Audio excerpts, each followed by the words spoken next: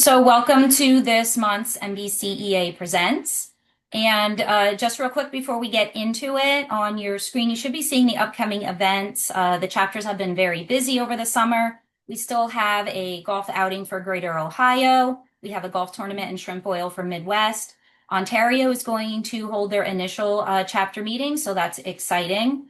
And then our next MBCEA Presents will be a BIM 101 panel on August 21st. And if you have not downloaded the MBCEA app yet, you can quickly point your phone camera at the screen to the appropriate QR code, download it, you log in with your same login credentials that you access your account on mbcea.org and take full advantage of that. So I am going to stop sharing now. I'm going to introduce Larry, who will further introduce himself, and we will get started. So thank you. Okay, thank you, Sasha. Appreciate that. I'm getting feedback from somewhere. Oh.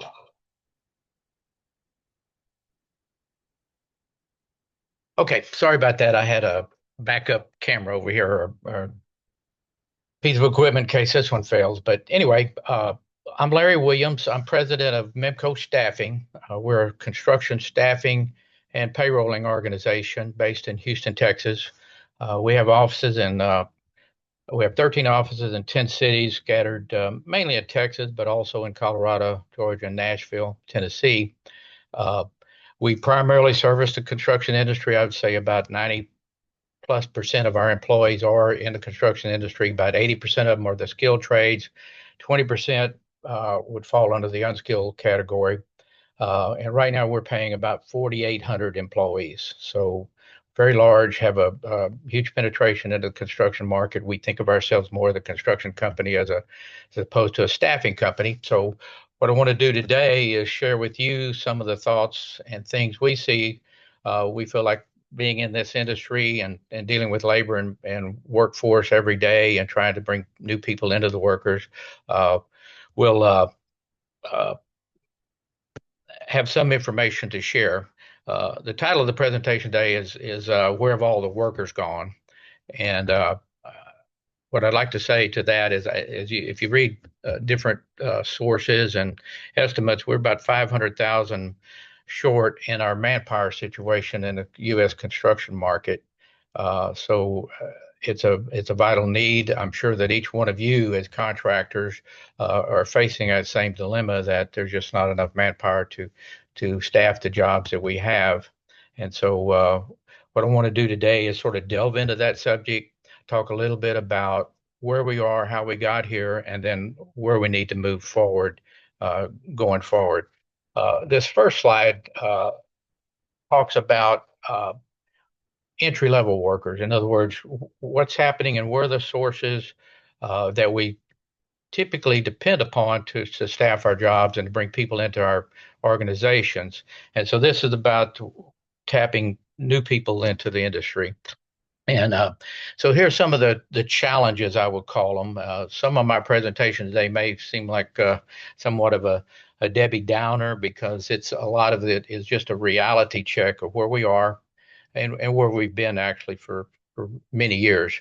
But some of the challenge that we face, and this will all sound familiar to you, I'm sure, but one of the things that we see is workforce demographics do work against us. And I think the big takeaway there, and the one that just stares us right in the face, is the gender.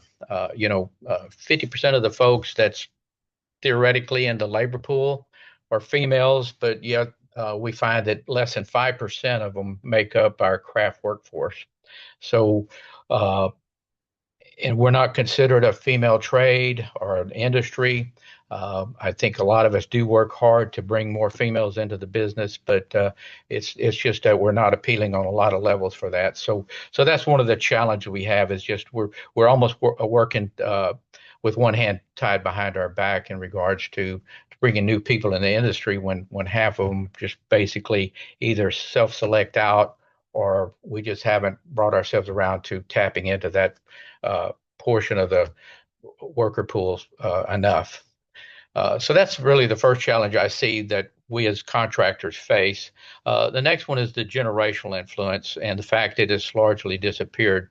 And what I'm talking about there is in the old days, if your grandfather was a carpenter, your dad was a carpenter, and you would be a carpenter. And what we've seen over the last few decades actually is that generational influence has largely disappeared.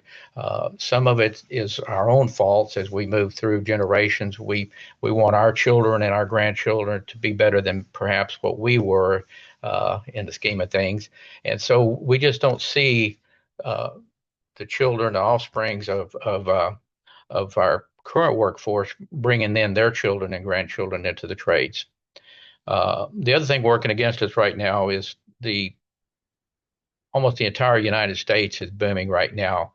There was a period of time, I remember back in the late 70s and early 80s, when it was slow up north, Ohio, Michigan, and they just flipped off light switches and all moved to Texas, and so that brought us in new sources of labor, and we don't see that anymore. Very seldom do we see any mass migrations from other parts of the country to where our locations are, and so it's not something I don't think we can count on now and the foreseeable future because, like I say, many parts of the country are in fact in an economic boom.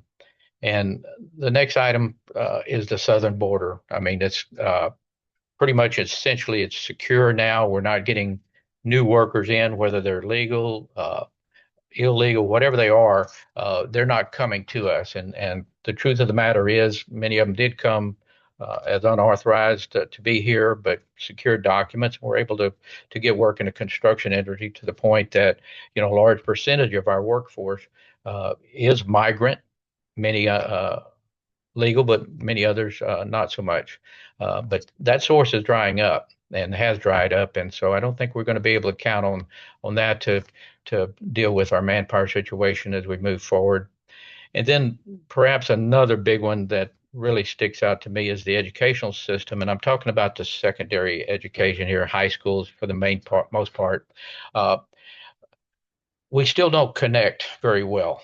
Uh, you know, I visit a lot with career and technology education educators, and they get it because they're dealing with the students and they're on the career and technology side. And I think most teachers as a whole do understand, looking at their classroom and the students, is okay, these folks are good college bound, legitimate folks, and these maybe not so much. But when you move outside of the educator side and go over to the administration side, I think that's where the problem exists. There's a big disconnect. A lot of them are evaluated and graded on how many folks they send off to college. It just looks better, smells better to a high school if they can talk about how many people they prepare for college as opposed to preparing for a career in construction. So we really haven't found a way to tap into the educational system at the high school level in a way I think that we need to. So anyway, these are the challenges that are facing us being able to tap into new workers. This slide here talks about our existing pool and what's going on there because we do rely largely in the movement within the industry of workers. I mean, they may work for one contractor today for a project that finished up, and next thing you know, they're in our offices and we're able to bring them aboard at our location. But there's some things that's going on with the current pool that is problematic. The first foremost is baby boomers. I mean, that's the folks born from 1946 to 1964, which puts them in a late age range of about 71 to or 61 maybe to 79, somewhere in that range. So as you can see by those numbers, those folks are retiring. Many of them have already retired. Some are on a retirement cusp. And that was a large segment of our workers for many years, coming out of World War II and through the 50s and 60s and 70s. A large segment of the blue collar folks ended up in our industry, and we were able to take advantage of that. And those folks are leaving the workforce. And of course, we got more competition now. New industries that weren't around the last few years are siphoning workers. I mean, if you think about most of them are technology related, but you think about all the industries that are now uh, present that wasn't present, say, 20 years ago. Like I say, technology related, e-commerce. I mean, that didn't exist 15, 20 years ago. So there are just so many new industries that are taking their share of the workers that we'd love to get our hands on. And at the same time, other industries are also taking a bigger slice of the pool. You got manufacturing, you got medical. Everybody's seems to be shorthanded, so to speak. And so we're actually competing on a much greater scale with industries that used to not get in our way so much. So anyway, another issue is the cash 1099 pay arrangements. I don't know, it hadn't hit every trade, but there's a lot of trades out there where workers actually identify themselves at 1099 workers. They'll come into our shop and we'll talk about a job and everything, and we'll give them a W-4 to fill out. And they said, no, no, I'm a 1099 worker. And so what has happened is a lot of contractors for whatever reason, has gone to cash and 1099 pay arrangements where they're taking W-2 employees away from us contractors who pay by the hour, provide benefits, offer training, uh, the kind of career that we think would uh, sustain our companies and, of course, our industry. So a lot of that is going on, and it's a detriment to the uh, our industry. It's a big negative. It's misclassification of employees, and of course, employees. A lot of them like it because they can, if they get $25 a week on a 40-hour week, they get a full $1,000 instead of less taxes, less Social Security, and perhaps even less child support. So a lot of workers have moved over to these shadow pay arrangements and hurting legitimate contractors like you and ourselves.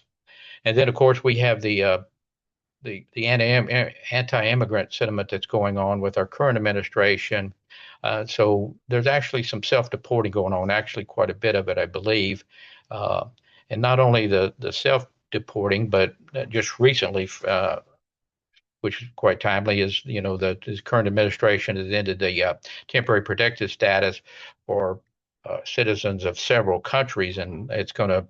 They're in a process now. We've already seen some notices through our E-Verify system on our E-Verify companies where they've given notice that these folks are no longer eligible to work here. Their temporary protective status has ended, and if you can't e-verify them through our system, you must lay them off or get rid of them.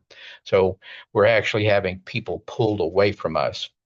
And then, of course, the pandemic, which was several years back, uh, created this great resignation. And I don't think it happened so much directly to the construction industry, but what I did see is that a lot of industries, let's say food service, for example, got hit pretty hard. And so that forced them to raise wages. And so now that we have a situation and scenarios where folks can go into a job that's not hard labor and earn the same or close to the same uh, level of pay that we would offer as a contractor. So the great resignation hit us in a sort of a secondary way. So so it's reached a dilemma, and the dilemma is that what we're witnessing is our existing worker pool is shrinking, no doubt about it. And the labor sources that we tap into to bring new people in the industry are disappearing as well. So it begs the question, so where does that leave us? And where do we need to head? Uh, so if you take a look at where we are and what might be taking place and where we may be heading, and these are just my thoughts that I'm sharing with you, but there's nothing to sort of convince me that these aren't the case. But I don't see any of the current age and demographic trends changing. In other words, our industry is getting older. The average age actually coming into our industry is about 29 years old. So we really pick up people sort of later in life, and then, like say, uh, they're aging out on us right now. And then, of course, obviously, the gender makeup is not going to change. Uh, so I think as a result of that and some other factors, I think our construction labor pool will continue to shrink. In other words, I guess the message here is that I don't see this problem going away anytime soon. Uh, and construction, I think, I've been in construction for 50 something years. I think it's the greatest industry to be in. It's very satisfying, very rewarding in a lot of different ways. But we continue to be a default career choice. And I think that's evident by the statistic I just threw out there that the average entry level worker in the construction industry is like 28 or 29 years old, which tells me they're going off and trying other things first and then ultimately ending up with us in some cases. And so, bottom line, I think, is absent a major economic downturn, I think we're going to continue to struggle finding skilled workers. And so that sort of presents a challenge in and of itself on how we need to approach that. And so, the next slide, I'll talk hopefully about some solutions, but I don't think you're going to see anything over here that's earth shattering that is new to you. I think it's just maybe revisit and check your level of commitment to some of these things and where you might fit in and your organization might fit in as you move through this. One of the things I think needs to happen is, as a contractor organization, is I like to recommend thinking in smaller terms rather than global. I spent a lot of years representing the industry to young men and women, trying to bring them in not into any specific trade or any specific company, but just on behalf of the industry. And I just didn't see it work. We could talk about how good it was, how the pay is rewarding, how satisfying it is. You build projects, you learn trades, you work with your hands, that sort of thing. And it just didn't resonate. So I think if you're truly looking to increase your workforce and attract new people or attract existing people in the workforce, I think you have to sell your own company. You have to sell what you have, the culture you have, the pay rates you have, the opportunities for advancement. I think you just got to drive it down really small and specific to your organization. And that's not to take away from anything that associations do, just like this presentation here. I think I think that's great. And a lot of organizations, construction trade associates out there, do a lot on a global basis or a larger basis with their uh, members. But I think when you're down trying to really fill positions, I think you got to get on a smaller level. Uh, and then ultimately, I think we got to increase wages. I mean, I mentioned the food service industry earlier, but uh, increasing wages has got to happen. They've come up in the last several years. We've seen it. We've seen most of our customers uh, respond with higher wages.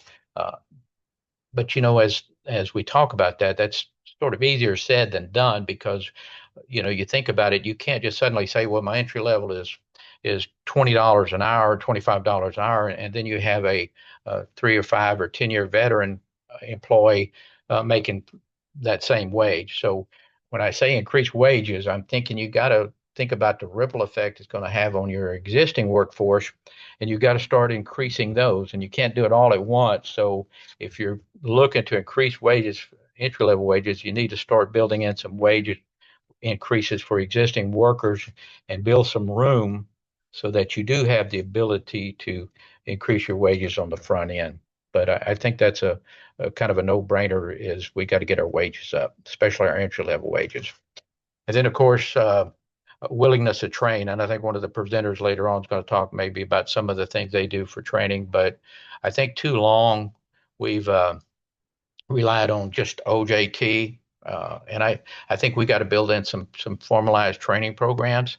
I think we have to recognize who we're trying to train because a lot of them didn't go to college or they didn't succeed in the educational system because they didn't respond well to learning from a book. So we've got to keep it hands-on and relevant, but we've got to be a willingness to train. And I remember the old adage, well, if we train them, they'll just go somewhere else for more money. But uh, the result if you don't train at all is you're stuck where you are.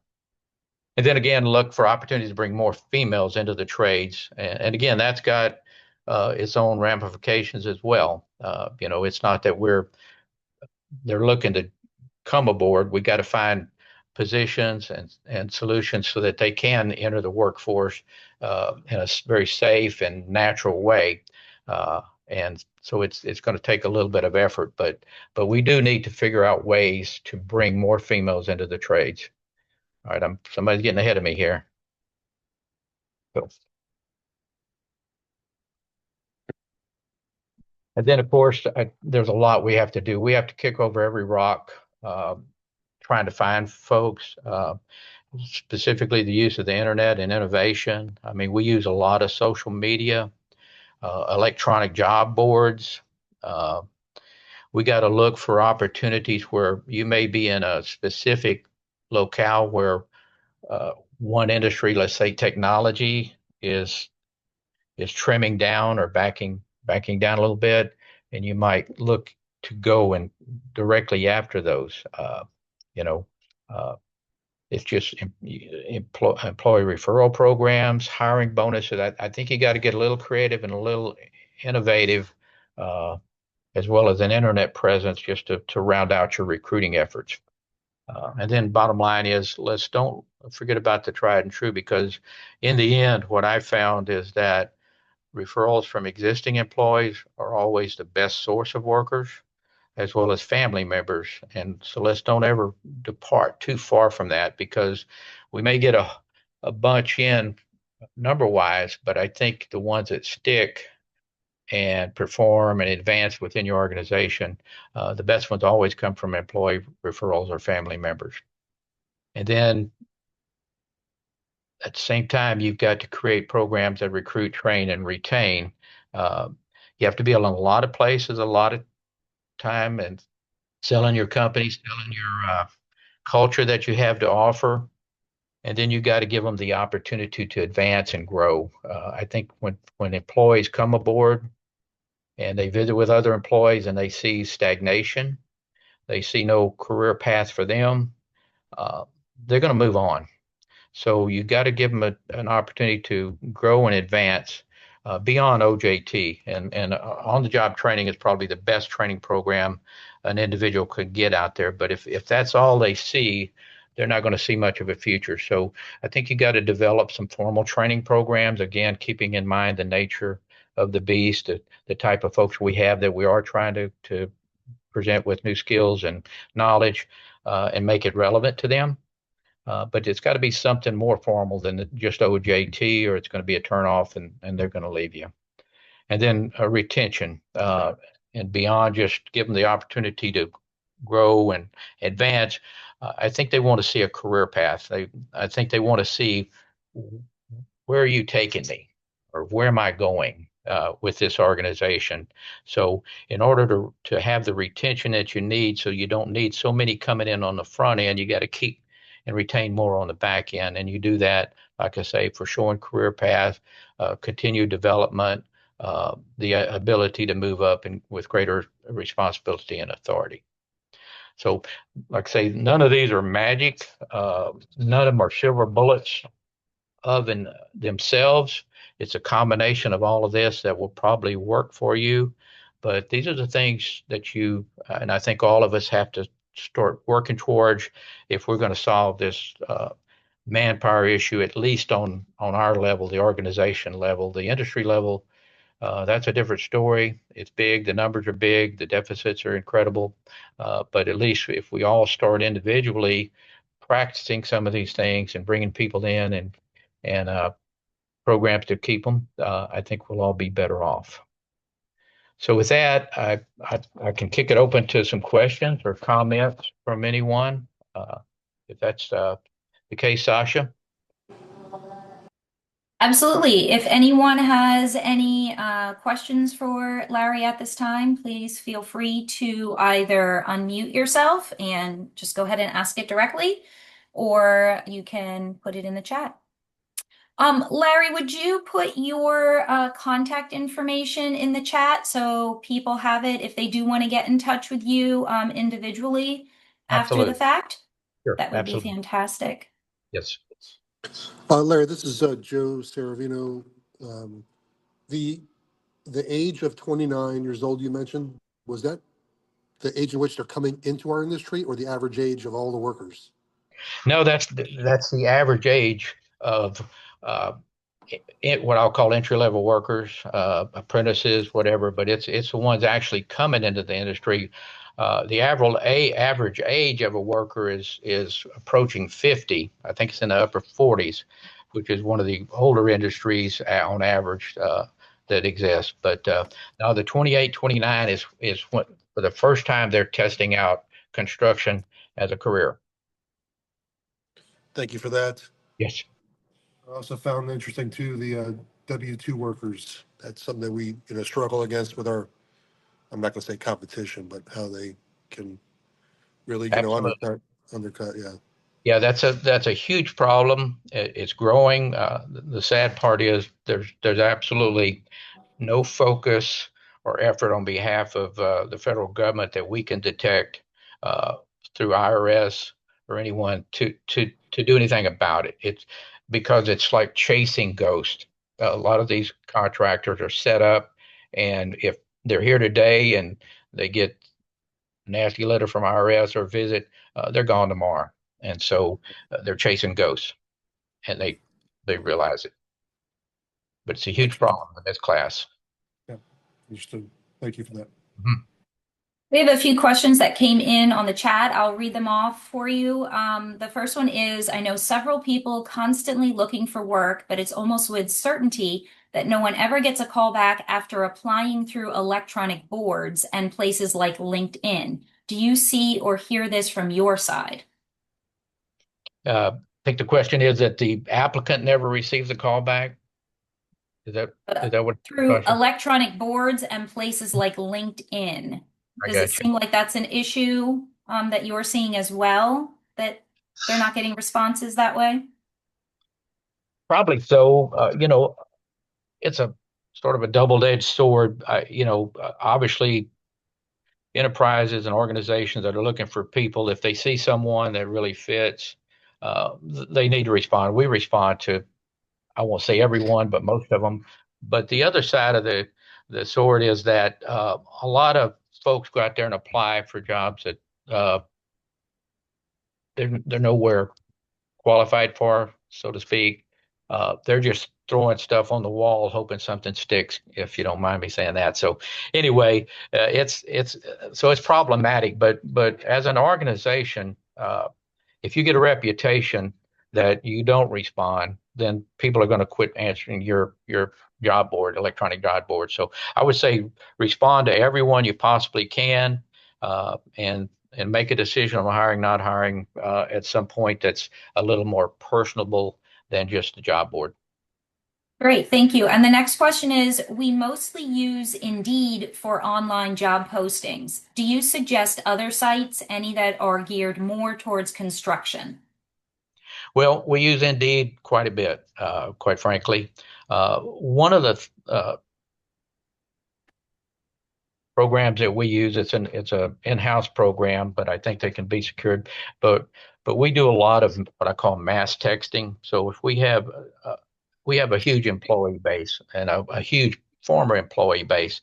So if we got an opening, let's say for a pipe fitter, we can go through our existing employee database that's not assigned, that's still open to be assigned, and we can send them a text saying we're looking for a pipe fitter. So we reach out to a lot of people electronically, and everything. Now sometimes that gets irritating because they may get several of these over a period of time, but that's one way to reach out to them as well. And then social media. A lot of folks are delving into social media, but you can reach a whole lot of people through social media. I'm saying mainly Facebook, posting things about your organization or having an employee say something positive about your organization and just having them post that, because that'll get posted with dozens, and then dozens more will repost. So don't forget about the social media aspect of electronic messaging. But Excellent. indeed, one we use the most. There were a few other comments related to that. Road Dog is another site to find construction workers. One mentioned one does get lots of resumes and responses on Indeed. Another says that they've had the most success on Indeed. Justin, I don't know if this is a question or a statement. I'll read it off anyway. He says he's seen issues with recruiting agencies constantly trying to steal employees, even ones they have sent to us after hired. So another issue that apparently some of our contractor members are seeing. Yeah, well, that's taboo. And if somebody does that, they're not going to be in business long, but they're not going to be successful. Okay, thank you. Appreciate your participation. Please put your contact information in and hang on throughout the rest of the presentation in case we have any more questions that pertain to you. And we are going to move now to Stephanie and Seth with Dunn Building Group, and I will let them introduce themselves. They'll share their screen and show you what they're doing in their company. Okay, thanks, Sasha. I'm Stephanie Amelia, and I'm the Vice President of HR Safety and Risk Management at Dunn Building Company. I'm Seth Collins with Dunn Building Company, and I'm also an NBCO board. And today we're going to be talking about how to find employees and where we found success. So I think you can see my screen. Yes, now. it's perfect. Great.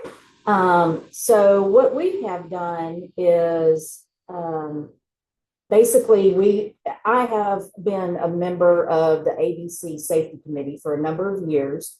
And so back in 2016, they noticed that there was a need for additional training and trying to get some students into the industry.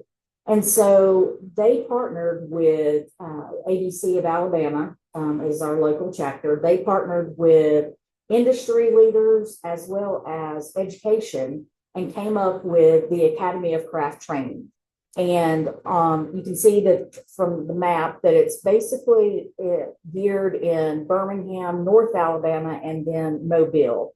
They started with the Birmingham area academy, and what they did was they went to schools and gave the schools kind of the option of sending students for the first half of the day to this academy. And in the academy, they got not only some book learning from NCCER books and chapters related to different crafts, but they also got hands-on training as well. And so the way that this works with the education department is they get like a math credit, and then they get an elective credit.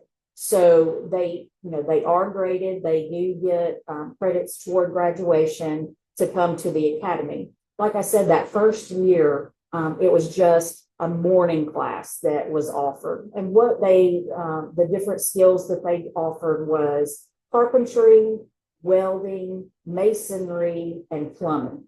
Since then, it is an all-day thing now. They have two different class times. They have a morning class and an afternoon class, and you can see that there's a number. Each of the little dots represents a different high school that participates in the craft training. And so the kids, are continuing to come to the classes. They have restructured some things. Now they offer HVAC. They have finishes and interiors in addition to just construction or building construction. So, I mean, it's really a great program to introduce some of the trades, some of the skills to high school students.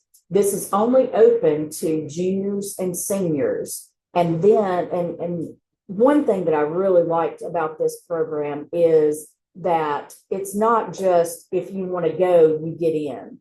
I have participated for the last 9 years in interviewing students who have applied to come to this school, and you have to be accepted. It's basically like a job interview. You come to the school and you put your phone, your personal belongings and everything in a locker. You put on your safety vest. You have to have on your safety shoes. You wear a hard hat. You wear, eye protection, hand protection. You clock in.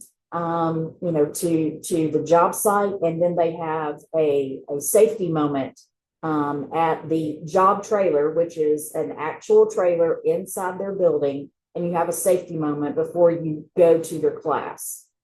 And so it is just a really good simulation of what an actual job site looks like. Since the Birmingham location started in 2016, they did open the Mobile office. The Mobile Academy. This is the third year that they have had graduates. And then they opened the North Alabama Academy 2 years ago. We have been fortunate to be able to hire people out of all three locations since the inception of each of the training locations. And we have had very good success with the students that we have gotten out of these classes. One thing that we really like is that the academy is open to industry leaders. You can come in at any time throughout the day to talk to the students, tell them about your company, and that way you have already built a rapport with these students before graduation. The seniors are able to come to work for you during like school breaks, like their spring break, Christmas break, Thanksgiving break. And then we've actually had some that'll come and work with us for the entire summer between their junior and senior years. But like I said, we've had amazing success with these students. And I have been able to employ several young ladies from this training class.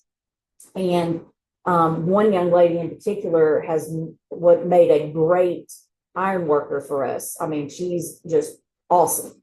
And we've had others that have gone on and become foremen with us within the 2 or 3 years. We have one gentleman who has been with us for 2 years since he graduated in 2023. And he is now a layout technician with us doing our plane surveying out in the field. So, this is something that ABC of Alabama has started. It's been very successful. They are looking at opening a 4th location in or in around the Auburn Opelika area, which is in southeast Alabama. So, we'll definitely be a part of that there as well. So that's about all I've got for that. We will take questions in a minute, but I'm going to turn it over to Seth and let him talk about our training program. Well, first off, it's been really, the craft training thing's been really successful. So other ABC chapters are doing it. So check with your chapter. And then the people we get out of the craft training, we spend the first week that they're here training them. And for that, ABC in Alabama got with the state and cut a piece of money out of every building permit that was issued to make grants for us to train the students. And other ABC chapters around the country have done that with their states also. So check with your ABC chapter about grants like that, because we worked with VP and had them make us a training building that's got the most common issues that we have. And so it's a set of blueprints for a small building. And mostly what I focus on is teaching the kids how to find things and read drawings enough to know what parts and pieces to go get. Because if it's something that you can do when you first start, and if it's something that can get them engaged and make them feel like they're accomplishing something, it's more likely to keep them. We usually get one rock star out of every class. And then the other thing we do during the training is the Metal Building Institute has like a set of metal building classes. And so I work that in. So whenever there's downtime, they do that. And I tied it all back into NCCR. And we partnered with a local, what's that look like, a trade school, what's called. And so it costs like $25 a student or something like that to send them to the trade school, and they handle all the paperwork, and it's an online test. And because NCCR is accredited, that's how we qualify for the grant to pay for all the materials. So it works out really well. And we we keep about 75% of the people we hire for 3 years, and then there's a drop off. But we pretty much always keep the 1 or 2 rock stars we got out of every class. So it's just been working out really good. And I think that's all we have because we don't have a whole lot of time left. So, but I'm open for questions. So hit me.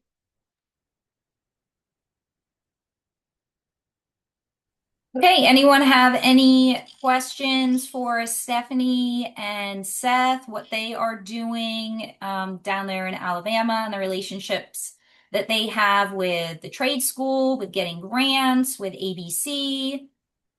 I do, and I don't know if you know, but like, so they can leave high school and go to an off-site school of some sort, right, for training, but do they get bused by the high school? Yes, that is part of the education department's involvement is they can either drive their own vehicle if they are a driving, a driving school to school anyway. But the schools do bus the students to the academy for the training, and then they will bus them back to their school. And I've seen but full-blown buses show up with one student on it. So the education department down here in Alabama is bought in wholeheartedly to this program. I mean, when you go to these things, you see hundreds of kids that are already interested in going to the trade. So it's really handy. And one more, and the instructors in there, they're like hired, right? They're there every day. Is that what that is?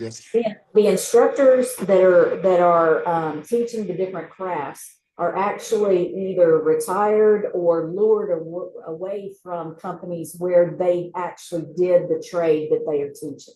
So they have been trained to be an NCCER trainer, but they're teaching hands-on in a trade and skill that they did professionally for other contractors. Gotcha. One more last thing, and it's funded by grants, right? It's pretty much how that's funded. Yes. Thanks. Thank you. Sure. Any other questions before we move on to the next segment? And Stephanie, would you then drop yours and Seth's contact information as well in the chat in case anyone wants to reach out to you with any questions afterwards?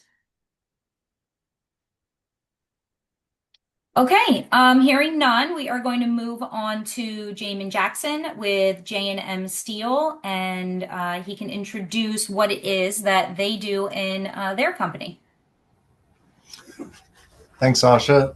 Jamin Jackson, J&M Steel Solutions, project manager, but like a lot of you, I wear a lot of hats. I do all of the hiring, and I'm over field operations with Cody.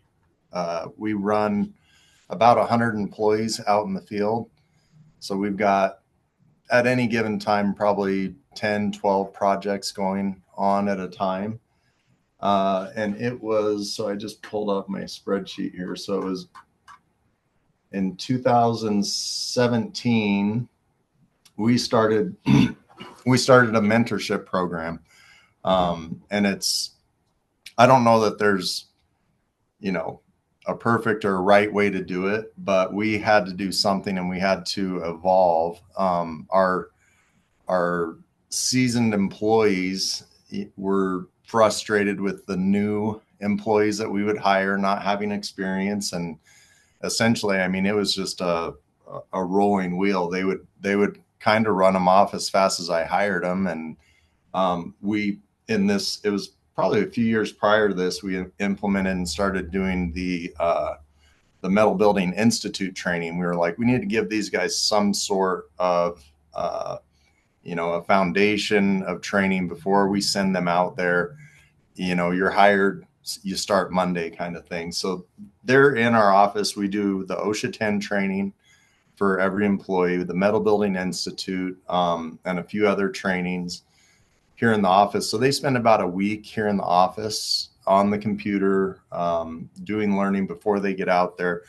The Metal Building Institute really gives them kind of an idea of what a project, front end to back end would look like. And I try to pop in and have a fair amount of interaction with them as they're doing the training. But so back to the mentorship, we would get them through that and then get them out in the field. And then it would just be a struggle where, you know, a week later and 2 weeks later they were bringing their harness in and they were done. You know, I don't want to do this. I don't want to work in that hostile environment. Right. So we started this mentorship program. I actually kind of heard about it through a guy that worked for Dannon Food Company. They make yogurt. There's a factory here just outside of Salt Lake. And it was some party I was at. We were talking, you know, I just got to know the guy, and he explained that they have a mentorship program. And so I just kind of piggybacked on that, took some information from him, and there's a bonus for the mentor. We do a $350 bonus for the mentor. Now they, let's see, Sasha, if we pull up, yeah, here we go. So, and I'd be happy to share this with any and all of you, but so an employee without any experience, they'll get 2 months of mentorship, and the mentor will get $350 bonus for each month that they mentor that new hire. If they, you know, if they quit and they don't make it a week or 2 weeks, you know, obviously there's no bonus. That's the incentive for the mentor to, you know, keep them safe, help him find out where the tools are, get him through the day, encourage him. And so there would be two months of that on the mentoring. So one thing that we found out is that in our first year, it took us pretty much 2 years to get our guys to buy in on the mentoring. You know, it was like, you know, first it was kind of joked around, oh, you're the new guy's babysitter, you know, and now we have employees that they want to be mentors. They ask to be mentors. They'll refer somebody and also ask them if they can be their mentor. So I know, Stephanie, you were talking about retention. We were probably, as a company of 100, we were, you know, 100 in the field. We were probably hiring 70 employees a year just to keep up our workflow throughout the year. And like I said, it was just a grinding wheel.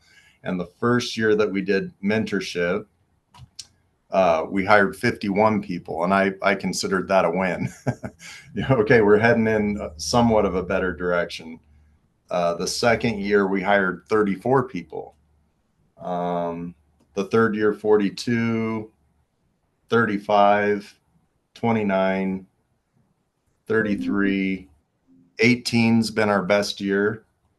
That was 2 years ago, 28. And this year we're currently at 19.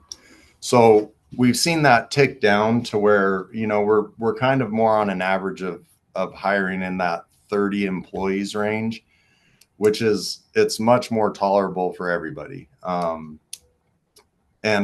our retention has gone up from the first year. We only retained, of those new hires, 25%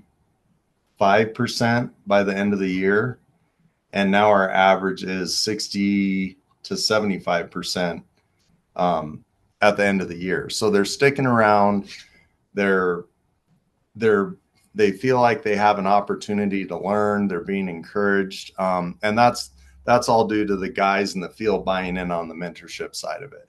So it's a much more welcoming environment, and it's just kind of been an evolution to get to that point. Kind of like Stephanie and Seth and Larry were saying, we've also gotten a lot of our best new hires through referrals. So, you know, some of my good friends work at Nucor Steel. We're a Nucor builder, and they say Nucor stands for nephews, cousins, uncles, and other relatives, right?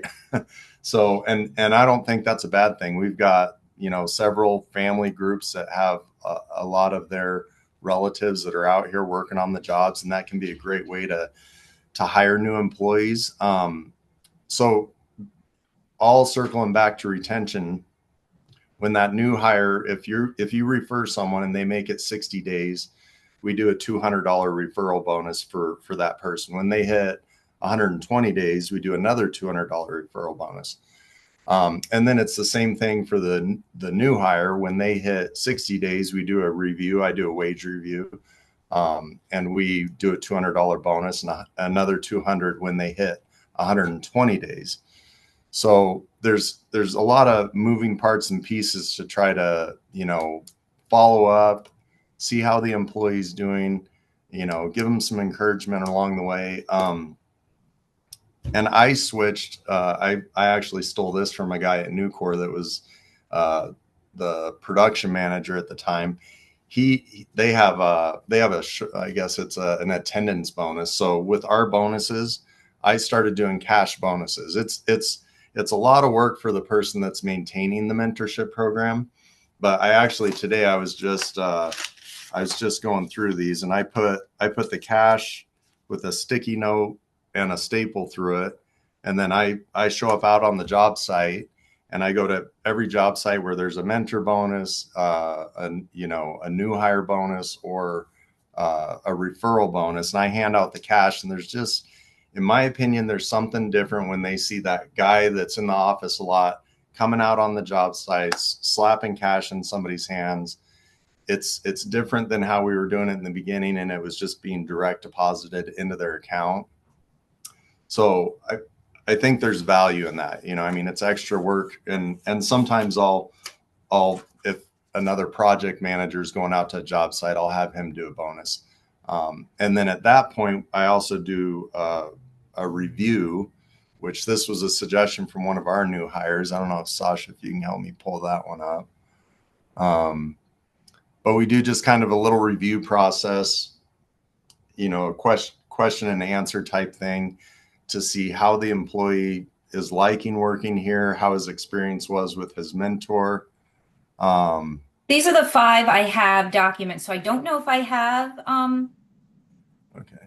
the one that you're referring to, or if it's in one of these other. Yes, so the example Which mentor one? review done by mentor. Example mentor review. Okay. Yeah. Let's see which one. Done by mentor.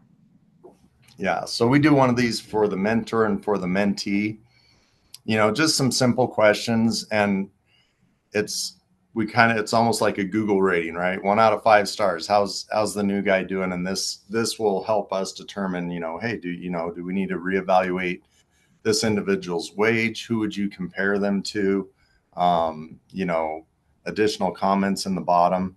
So, and you could cater this however you want. I don't know if can you scroll down so we can see, he's a really good listener. He's doing better than most guys, So it's nice to see kind of some of the feedback from the mentors, some of the mentees. If you click back out and go to that mentee one. Yeah, what did this guy? So let's see your name. So this is one of the girls we hired. Everybody's been welcoming, no problems, love the job. Yuritsa worked with us for about 2.5 years. She was a great employee. She got on good with the guys. We hired her and her brother at almost the same time. And her brother's still here, and he's really come around, but she was a way better worker than him for the first couple of years. And he got a lot of flack for that, for sure. So that's kind of our program in a nutshell. And I like listening to other ideas, always willing to grow, but we definitely have had some success and traction with this. So happy to converse outside of the meeting with anybody if you have questions, and we could probably open it up to questions now as well. Fantastic. Okay. Anyone have any direct questions regarding what we just went over there? I do see a bunch of things in the chat. So Okay. Joe says, Jamie, we are kicking off our mentorship program soon, but have a few hiccups we are working through. Could you share what you're utilizing? Okay, so we do have that, and I'll show everybody where to find it. Greatly appreciate you sharing this example by Melissa. Jeff, we also have a mentorship program, but it is far less formalized than this. I would really like to get a copy of this. Again, I'll show everybody where it is. Mentor and mentee are paired and remain on the same job together the entire 2 years, or is the mentor just checking in with the mentee? So it's 2 months. So it's, somebody that doesn't have experience, they'll get 2 months of mentorship, and they will be on the same job. They may not always be working side by side. But one of the key things is when a new hire shows up on a job site, let's just say there's 10 or 12 guys there, the foreman's busy, it gives them that there's that one face out of 12 that's looking for you and knows your name, because I send a text message, hey, this is, I have the conversation. Your mentor is going to be Mike when you go on site. He has your phone number. Here's the job site address. He's going to be looking for you. I have a conversation with Mike. Hey, when the new guy comes out, be sure you introduce yourself. And I always ask the foreman, who do you want to be this guy's mentor? I don't know what you got going on that job specifically, but somebody you can keep him with most of the time, him or her. And then when they go out, they kind of have just that initial buffer, and the foreman's really busy. It takes the pressure off of him, trying to, manage that new hire.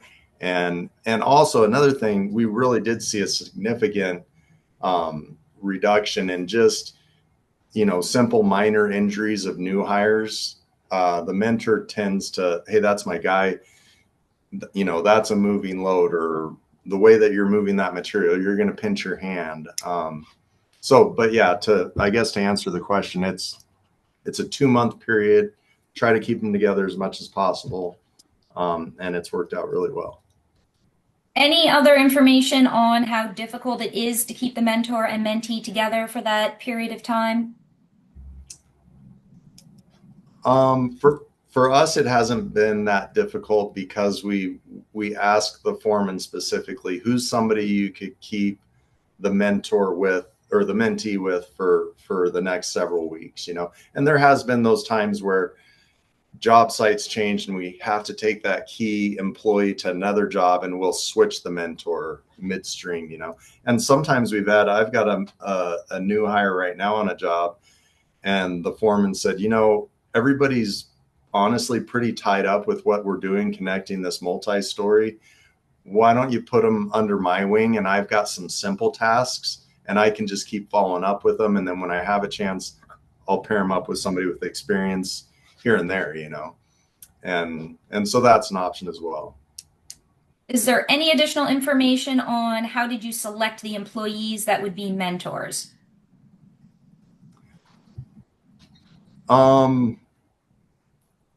As the whole thing has evolved, there's definitely been mentors that have part of that review process. When you review the mentee has been a key, because then you really find out which mentors are doing a good job, as opposed to, some reviews. Well, I didn't see my mentor that often. They were usually busy doing other things, or my mentor got with me every morning. He's really made me feel welcome. And we have, if I was to look at our mentor list over the years, we have some mentors that are honestly, they're mentoring, a lot of the time, because they're so good at it. They're good teachers. They're fun to be around. They make the job fun. They make the new hire feel like they're, progressing and being successful. So that's kind of something that we work out over time. Yeah. Mm-hmm. While I am going over a few things briefly, would you put your contact information also in the chat, Jamin? Sure. For everyone that is looking for that in-house mentor program, oh boy, sorry about that. I hit a button. When you log in to the mbcea.org and go to the members only area, which you can get under the members tab, or once you log in from your Compass, and you go to the members only resources, under the member resources documents right here, documents and templates, and then you go down to the in-house mentor program. He has graciously shared all of those forms that we went over. Obviously, they are branded and they are PDFs. They are for your review. If you want to mimic some of the information, please don't use his forms with his logo on and all of those things. But that's where you find that. And a couple of other things real quick I wanted to show you as far as being able to put things on your social media, on your website, you being able to go into a trade school or your VOTEC or your high school or even your middle school. We have resources for you. In employee prospecting and recruiting, there's a career day resources page. I encourage you to go through that page and see all of the information that we have here for you that we've created. You've got an article here that's just kind of interesting that we thought applies. We have a careers in construction flyer that gives a few highlights of careers in construction. We use that with our Girls in Construction Camp that the Mid-Atlantic chapter sponsors each year. The promos and videos on this page are all downloadable. We have different sized promos to different promos. You can put them again on your social media, on your website. We have a link to YouTube where you can just play it directly if you are in the classroom. And then we also have a link to a PowerPoint video as well that you can fully customize based on, you know, the stats in your area. Put your buildings on, your branding on, and you can run through a presentation with students. So we have a lot of resources to kind of help you get into the schools, get those things, as Larry was speaking about, on your social media pages, on your websites. And so the other thing, make sure you're taking advantage of, as an MBCEA member, you have free access to the MBI Quality and Craftsmanship Series with the discount code for the year. And many of our members have mentioned it in their presentations today. We are working with NCCER to create a metal building curriculum that is going to be bigger and better, more robust than the Quality and Craftsmanship Series, and can be used in apprenticeship programs. So we are looking for subject matter experts, help with the curriculum, help with review of the curriculum. In the next few years, that's going to be coming out, and that will be another resource for MBCEA members to provide training. Get involved in your career days. You know, ABC Keystone in Pennsylvania is filling up an apprenticeship program right now. So if you're in that area, you know, let us know. We have a few more seats available as well. Make sure you attend my new member roundtable that I do quarterly. You can find it on the events page. All of this information that you had no idea existed, I go over in that new member roundtable on a quarterly basis. So you're going to find something, an additional new that you didn't even know you have access to as an MBCEA member. So appreciate everyone being here. Appreciate the real world examples. Appreciate Larry's expertise as well on the subject. This is also being recorded, so you'll have access to it in the recorded programs page. And again, thank you so much. Appreciate it. We had so much to go over, and I'm glad we fit it all in and you stuck with us. Take care. Thank you, everybody. Thank you.